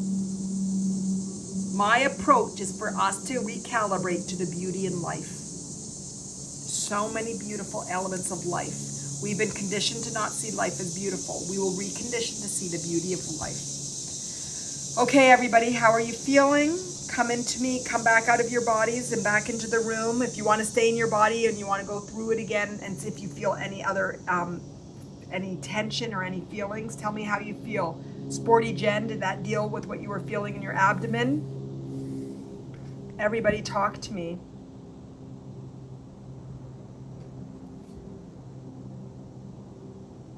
Beautiful. Letting go of the need to know why. This is beautiful. This has been brought up a few times. Sean brought it up too. It's needing to know. Ren said it too. It's not knowing. Letting go of the need to know why these things happen in my life. I want to surrender so much. This is very helpful. Beautiful. So guys, wanting to know is a form of control.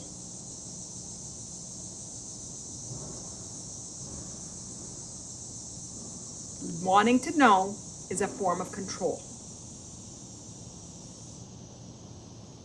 Control the external. Whatever you're meant to know will come. Trust. So Sporty Jen, see what the feeling of needing to know feels like. Find that feeling. Everybody that talked about wanting to know and having that feel, if you could feel that feeling, okay? Feel that feeling. Steve, desire doesn't have to make sense either. I'm just trying to figure it out. You just got to let go into it. Yes, you got to go into it to let go. You just got to go into it to let go. And you go into it without indulging in it. You go into it with curiosity, acceptance, exploration, love, honor, beauty. Okay, so did everybody connect?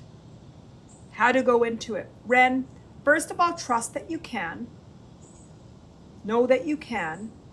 And again, invite. You could either invite it by bringing in a thought, or if the emotion is present, or if you could feel it physically in your body. So there's 3 ways to enter your body. One is you invite thoughts, a negative thought, that the desire to know or not knowing. So you talked about death and you said, well, I don't know what's going to happen. So think of that thought and then see how it makes you feel. And then go into that like you're savoring it, like finding some like complex tastes that you're trying. Savor those emotions. So go into it. Sort of like Steve is talking about feeling frozen, and Sporty Jen talked about that too. That's where you're resisting the feeling. What we want to do is sort of relax and go into your feeling and sort of feel the sadness. Feel the wanting to control. Feel that fear. Tell me if that helped. So everybody go into your needing to know. and see if you can label it. Control, maybe worthiness, that you're dumb, that you feel dumb and you feel like you don't know. Maybe it's about happiness, that you feel that you need to suffer and struggle. Sort of go into that. Like, what does that needing to know feel? Trust, lack of trust, powerlessness. If you can really feel it and want to really have fun with it, fly over your timeline and figure out, when did you get conditioned into that feeling? As a baby, in the womb. I always like to start in the womb. You could even start before that when you start to really have fun with it. But start in the womb. As a baby, as a toddler, as a child, your mom, your dad, one of your caretakers, your siblings, an experience. What conditioned you to feel like you need to control, you're powerless, you need to know?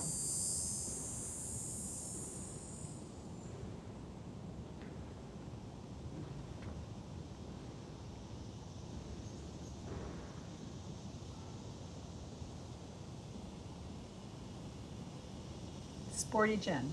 That very strong, powerful resistance to not feel how it really feels. I think this goes back to childhood again.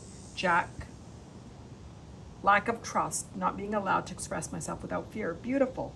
Ray, I blame puberty. Beautiful, beautiful.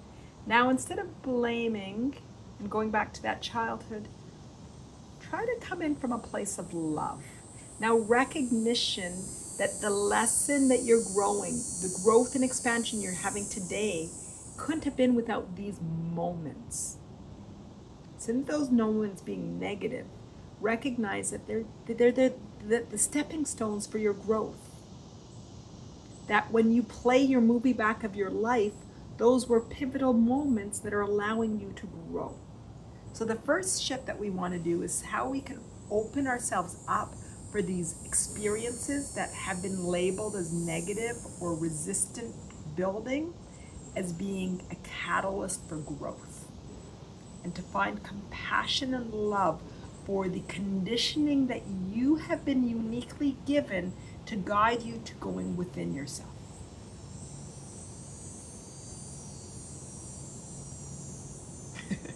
Steve, yes, all of that, making me want to drink. I'm kidding, but not. Yes, drink is a great way to numb our feelings. So that's beautiful. So that's beautiful. Yes, it is not. If we haven't learned to feel our feelings, this can feel overwhelming. Just, we'll take it slowly, guys. Inspiration by inspiration, meditation by meditation. What do they say? The ark wasn't built overnight.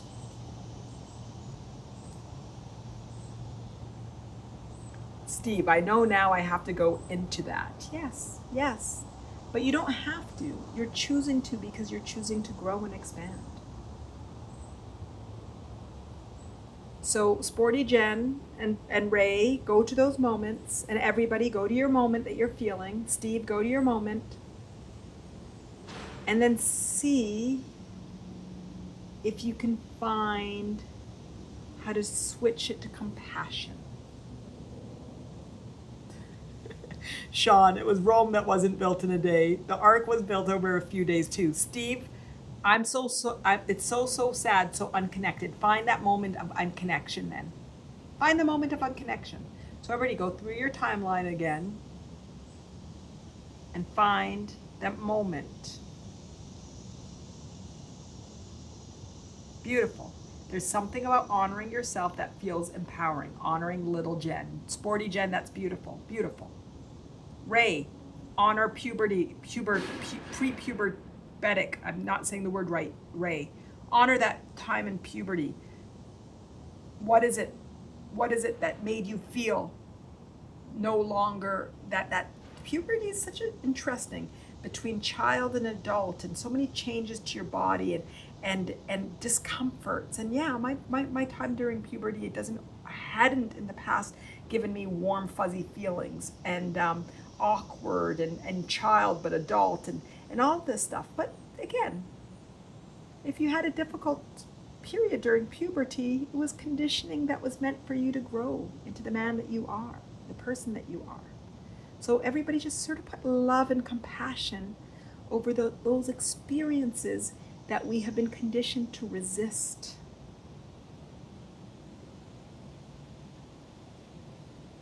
Love and compassion over those things that we call trauma or hard or difficult, that we can't connect with, that we're pain. Just put love, because that was for your growth.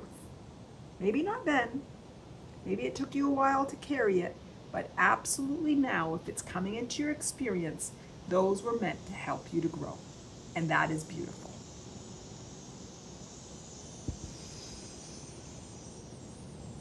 Wonderful. So connect with it. Acknowledge again the deeper desire for growth, for expansion, for trust, for love, for freedom. Just sort of feel into it. Celebrate the human journey, the architecture of life, the design, the great design of life. It's beautiful. It's actually brilliant. Now let go of any resistance, anything that's at the surface of feeling disconnected, of feeling hardened, of not being willing. And if it doesn't matter, we're going to chip at it. We're chipping at it. We talk about it. It's a muscle. It's a muscle. We're going to chip at it until we're fully resistance free. There's some things that I continue to work on that happened to me when I was younger, and it comes out in different ways, but less calibrating. Ray, my inner child sees that time as a loss of freedom to just be. Beautiful. Ray, beautiful. And can you tell that inner child that you're unconditionally free and that you will journey towards a beautiful life to resonate to that truth of your ultimate freedom, and that life does feel unfree at times, and that's just part of the beautiful conditioning of life? Can you tell that inner child that you're going to work with that baby and that child until they calibrate to the truth of your full freedom? That as humans, we are fully free. The model, the design is for us to be free, and our beliefs, our thoughts, our feelings, and our self. And that the feeling of not being free is a natural part of the conditioning, natural part of the human evolution, but you're going to work back to calibrate to full freeness. Ray, can you tell that child that? Does that resonate? Just like how beautiful it all is. We all have different things that we were conditioned to and that we're growing to. But we're all the same, because we can all relate to Ray's loss of freedom. We can all relate to Steve's not being connected. We can all relate to Ren's resistance. We can all relate to Sporty Jen's anger and sadness. We can all relate to Valerie's desire for trust. But our stories are different, and our timelines are different. And the way we got here was different. And the people that we are different. It's beautiful. Valerie, sometimes writing my inner child helps me a lot to acknowledge her. Yes, I love looking at the inner child and loving on the inner child and recognizing all parts of our body have different ages. Sean, we talked about you being 35, but there's elements in you that are younger. You have told us before, actually. You told us when, I forget what session it was your age. And it's beautiful. It's beautiful. Just write your inner child. Writing from your higher self to your other self, your higher self to your human self, and just sort of having the different voices coming in from your egoic as your higher self to your physical self. Ray, I can tell him, but I think he's still ticked off. Willfully little thing. Beautiful. Honor that anger and ask him where that anger is coming from. And tell him that anger is great, because that anger is leading you to freedom. That anger is leading you to your greater desires. So see that to anger, see that ticked off, and honor it. Don't bury it. Honor it. Honor it. And honor him for being resolute in that anger until we could see that anger, until you could see that anger. Because first you talked about it seeing as a loss of freedom, and now you're really going into the feeling of it, the anger of it. So feel, again, I love to taste feel, taste the multi-dimensions of those emotions, of that anger. Honor it. Recognize the beauty in the human conditioning. It's normal. What's not normal is us making this all bad. Sporty Jen. I visualize meeting little Jen and allowing her to speak or just giving her a hug. Beautiful. Allow her to speak, to yell, to scream, to be angry, to be happy, to do all the things until she comes into her peace. A toddler, when they're having a tantrum, the best thing is to allow them to express it. To express it. To let it come out. The best way to deal with a toddler's temper tantrum is to allow it. If it's safe. It's safe. I remember once my little baby, who's no longer my little baby, in Disney, was having a temper tantrum. I think he wanted some candy or something. And it was in one of the stores in Disney. And I remember he was number 3. So at that point, the stuff I didn't take seriously and personally, not seriously, but he was, I don't know what he did during the store. And I remember there were people around and I'm like, is he yours? Because he's not mine. And just the way I did it, he got out of himself really quickly because he realized Mom's not giving me this attention and I'm not getting what I'm wanting. But see the temper tantrum. See it. Acknowledge it. Honor it. Sean, my friend's coming for tea, so I need to go. But thanks, Manal, and everybody. Great session. Fantastic, Sean. And Sean, you didn't come for intuitive eating, and that was your request. It's online now. So I hope that you were able to watch it. It was actually a great, I don't think you were on there. But fantastic. But it is getting late at 1:46. How is everybody feeling? Did go into your feeling? I know, I feel really sad I missed it. It's online. It's 90 minutes. It's a talk, and it's fabulous. I think there was a really great things in it. I think you'll get some good thing out of it. So go for it and watch it. And we'll do another one again soon. But it's great to see you. So how is everybody feeling? How is everybody feeling? Did you get to get out that energy? And are you feeling reconnected with who you are?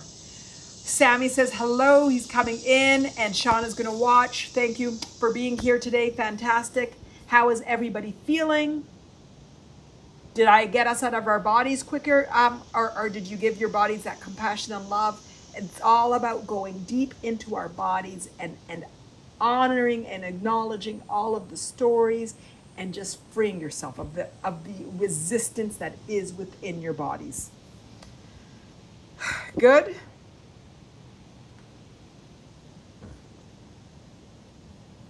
Andrea, only 3:45 morning here, so still sleepy, feeling happy to see you. Me too, I'm so happy to see you too. And today or tomorrow, I'll be scheduling something for the evenings for you. Sporty Jen, I'm shattered. Manal, tell me what shattered is. But thank you so much. That was truly amazing. Think we all did good. You're shattered. Is that positive or negative, Sporty Jen? Because I wanted to go into all of your feelings. I don't know if we captured it. Shattered, good or bad?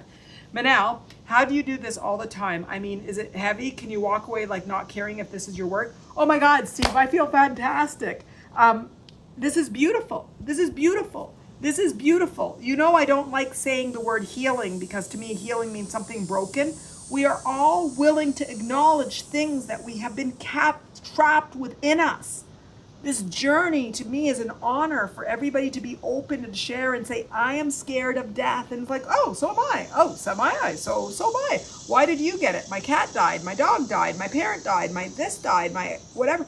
And for us to talk about it, this is the human journey. We've been taught to be ashamed and to think that experiences are negative. It's so beautiful. I do feel so helpless or something. I want to help people so much. Steve, the best way for us to help others is by going inside. It's going inside. And for so long, I wanted to help people, and I had to go inside. And then people that were drawn to you would come to you. And then inspiration and everything would allow things to happen.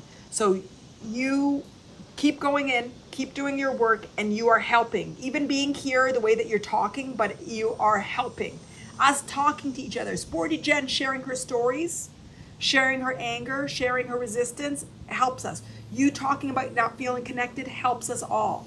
You are helping. We are all helping. And we all have different ways that we empower and that we lead and that we're part of each other's lives. It's beautiful. Sporty Jen, exhausted but good, positive and uplifted. Fantastic, Sporty Jen. I wanted to make sure that we got into yours. And you have the tools. You have the tools. And when I meditate at night, sometimes I do it with a guided meditation, and sometimes I just go into my emotional body and I'll pick an emotion, sadness, and keep finding it from my body everywhere through, find what the stories that come with it, be surprised when new stories come up or the old reoccurring stories. Oh wow, I see that. Okay, I appreciate that. Boom, let it go.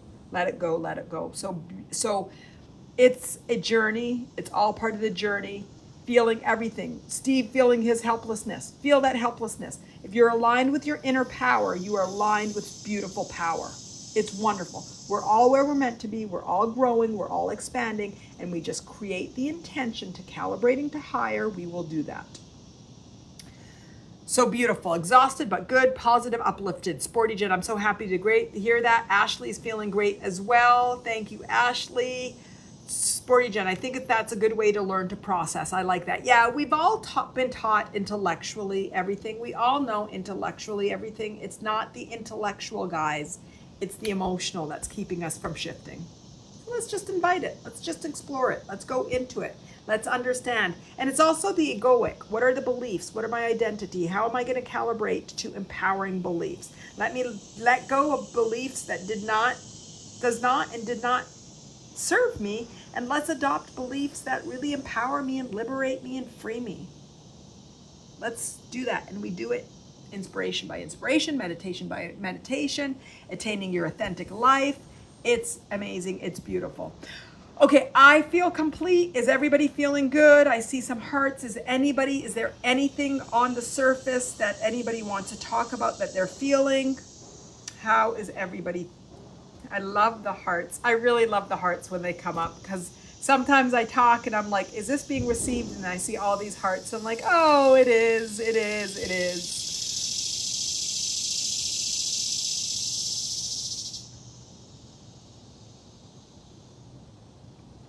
Everybody, do I take the hearts that everything is good?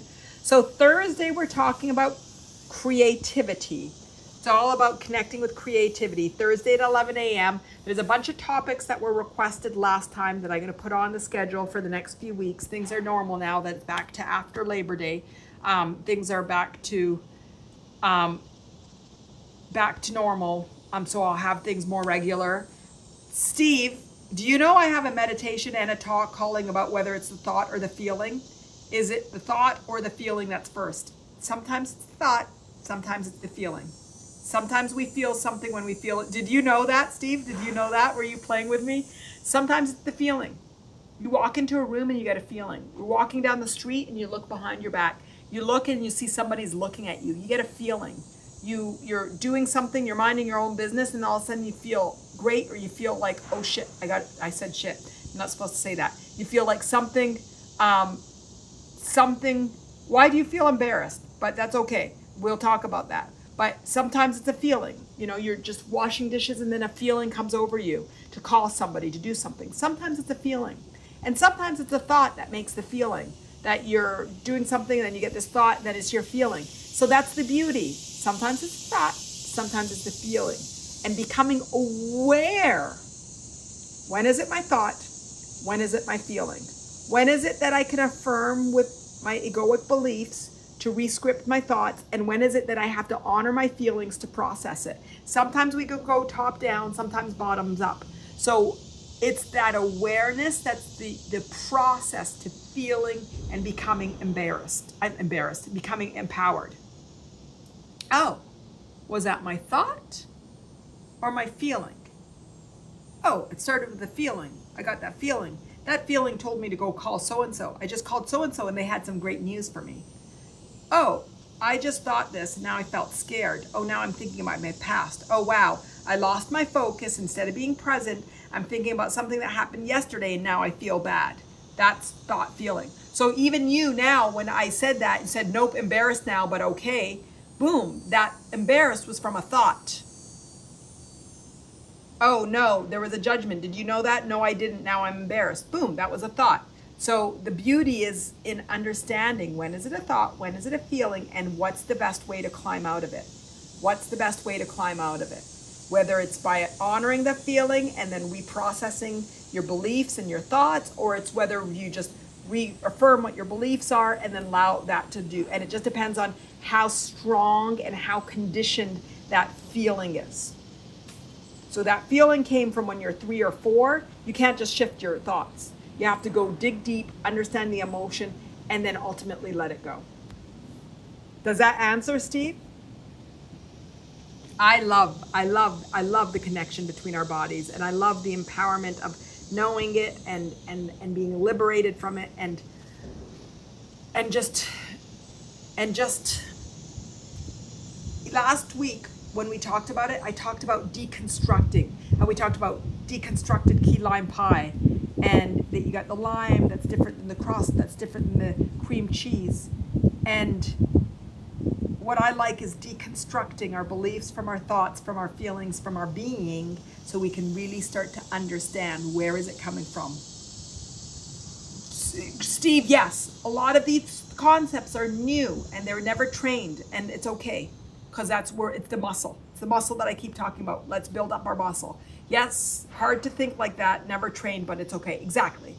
It's okay. But it's okay, not in a way to like dismiss, but it's okay, I'm learning. It's okay, I'm growing. It's okay, I'm expanding. So the it's okay is coming from a point of truly not dismissing and not connecting, but from a true place of understanding, compassion, and love. Good? Good. But that's a fantastic question. Anything else? Anything else on the surface? Everybody feeling good?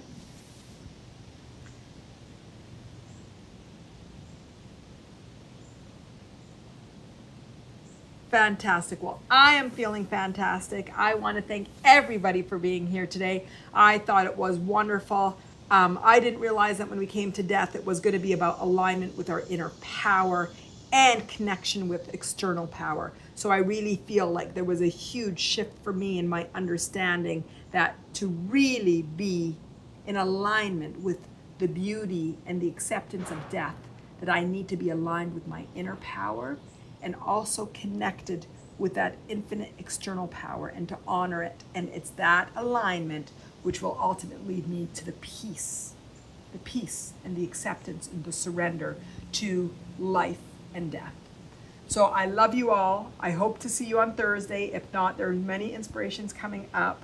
You are all amazing. This is not an easy topic to talk about, and you all made it so easy and so beautiful and so powerful and so empowering. You are all amazing. I love you all. My love, always.